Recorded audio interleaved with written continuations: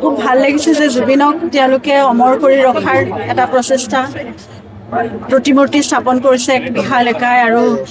বহু দিনৰ পৰা তেওঁলোকে আমন্ত্ৰণ কৰি আহিছিল কিন্তু মই মানে আহিব পাৰোঁ নে নোৱাৰোঁ সেইটো এটা কাইলৈ মোৰ কোৰ্টতো ডেট আছে গতিকে মই অহাটো ইমান মানে সম্ভৱ নাছিল কিন্তু তেওঁলোকৰ মৰম আৰু আদৰেৰে মোক টানি আনিছে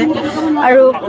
জুবিনক এনেদৰেই জীয়াই ৰাখিব লাগিব সকলোৰে প্ৰাণে প্ৰাণে যে জুবিন আছে সেয়া দেখিয়ে মোৰ জীৱনৰ আচলতে সফলতা সেয়াই কোনোবাখিনিত প্ৰাপ্তি মই পাইছোঁ আৰু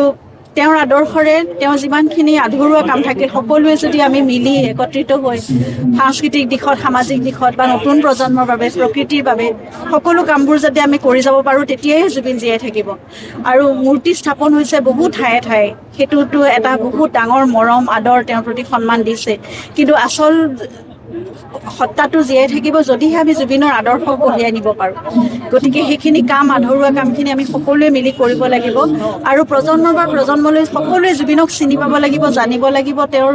সৃষ্টিৰাজি কৰ্মৰাজিক আমি প্ৰচাৰ প্ৰসাৰী আগুৱাই লৈ যাব লাগিব সেইটোৱেই আটাইতকৈ ডাঙৰ কথা আৰু মই অসমবাসীৰ পৰা সেয়াই কামনা কৰিম যাতে জুবিনক নিজৰ প্ৰাণত স্থান দি তেওঁৰ কৰ্মৰাজিৰে তেওঁ জীয়াই ৰাখে কাৰণ জুবিনে সদায় কৈছিল যে মোতকৈ মানুহে মোৰ সৃষ্টিৰাজিক মনত ৰাখিলে মই বেছি সুখী হ'ম গতিকে সকলোৱে একত্ৰিত হৈ এখন সমন্বয়ৰ অসম গঢ় লৈ উঠক সকলোৱে একেলগে থাকক মিলা প্ৰীতিৰে এখন সুৰক্ষিত সুপ্ৰতিষ্ঠিত অসম হওক সেয়াই কামনা কৰিছোঁ